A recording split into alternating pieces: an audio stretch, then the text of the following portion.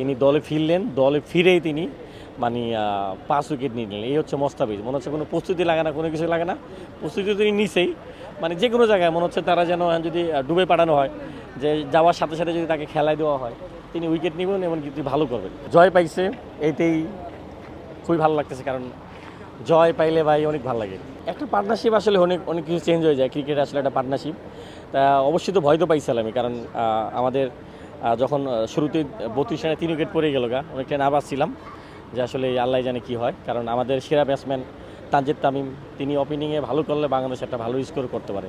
সেদিক থেকে তিনি আউট হয়ে যাওয়ার পরে টেনশনে পড়ে গেছিলাম। কিন্তু যখন মানে দুর্দান্ত একটা পার্টনারশিপ জন করলো লিটন দাস শান্ত ১৬০ রানের, তখন আফিফ হাসানের কথা মনে পড়তেছিল আর মিরাজের কথা, সেই আফগানিস্তানের সাথে পার্টনারশিপটা। তা সেরকম একটা পার্টনারশিপ হইলো, এমনকি ২৬৫-৬৬ হইলো। ওটাতে বাংলাদেশ খেললো, খুব সহজে জিতলো বাংলাদেশ।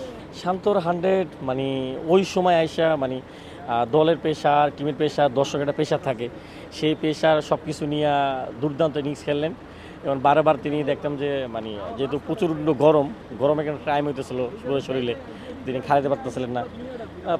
তারপরেও তিনি খাড়াইলেন, এমনকি ১০০ রান করলেন, ১০৫ রান, দুর্দান্ত। আর সেই ক্ষেত্রে বলতে হয় মোস্তাফিজের কথা, তিনি দলে ফিরলেন, দলে ফিরেই তিনি মানে ৫ উইকেট নিয়ে নিলেন। এই হচ্ছে মোস্তাফিজ। মনে হচ্ছে কোনো প্রস্তুতি লাগে না, কোনো কিছু লাগে না। প্রস্তুতি তিনি নিছেই। মানে যে কোনো জায়গায় মনে হচ্ছে তারা যেন যদি ডুবে পাঠানো হয়, যে যাওয়ার সাথে সাথে যদি তাকে খেলায় দেওয়া হয়, তিনি উইকেট নেবেন এবং কিন্তু ভালো করবেন। এই হচ্ছে মোস্তাফিজ, যেটাকে বলা চ্যাম্পিয়ন। আর নাহিদ রানা তো রানা দুর্দান্ত। আর সব কিছু মিলাইয়া মিরাজ, সবাই, শরীফুল ইসলাম, মানে অসাধারণ ছিল। এটা ভালো ভাই, মানে প্রথম থেকেই আমরা তো চাপে রাখছি।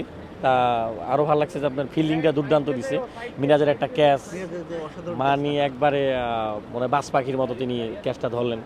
তারপরে তরিদিদয়ের ফিল্ডিং, সবসময় নিউজিল্যান্ড এই ৩ ম্যাচে ভালো ফিল্ডিং দিছে, কিন্তু আজকে নিউজিল্যান্ডকে আমরা ছাড়াই গেছি ফিল্ডিংয়ে। সেটা আসলে দেখেন, নিউজিল্যান্ড কিন্তু অনেক ভালো টিম, তারা আসলে অতটা খারাপ টিম না। আর নিউজিল্যান্ড কিছু প্লেয়ার খেলতেছে, কিন্তু নিউজিল্যান্ডের ক্রিকেটের এত শক্তিশালী, এত স্ট্রং, এটা আসলে নিউজিল্যান্ড গেছি দেখছি, বুঝতে পারি যে ওরা আসলে কতটা স্ট্রং ওদের। যে কারণে ওরা কিন্তু ফাইনাল, সেমিফাইনাল ওরা সবসময় খেলে। কী কারণে? কারণ ওদের ক্রিকেটের যে পরিমাণ সুবিধা, ওই পরিমাণে ওরা এটা ডিজার্ভ করে খেলার জন্য। তো এটা আসলে নিউজিল্যান্ড মানে এক টিম আইপিএলে, পিএসএলে খেললো, এটাও কিন্তু অনেক ভালো টিম।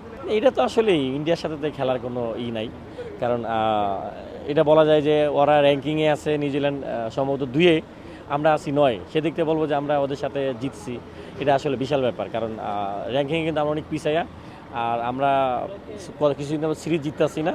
তো সব কিছু মিলে বলবো যে এটা মানে জিতার অনেক দরকার ছিল, খুব ভালো হয়েছে।